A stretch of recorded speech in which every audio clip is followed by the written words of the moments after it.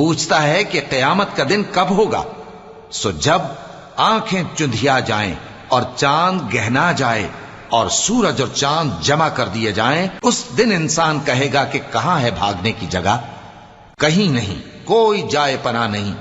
اس روز تمہارے پروردگار ہی کے پاس تمہیں جا ٹھہرنا ہے۔ اس دن انسان کو جو عمل اس نے آگے بھیجے اور جو پیچھے چھوڑے ہوں گے سب بتا دیے جائیں گے، بلکہ انسان آپ اپنا گواہ ہے، اگرچہ عذر و معذرت کرتا رہے۔ اور اے پیغمبر صلی اللہ علیہ وآلہ وسلم، وحی کے پڑھنے کے لیے اپنی زبان کو تیز تیز حرکت نہ دیا کرو کہ اس کو جلد سیکھ لو۔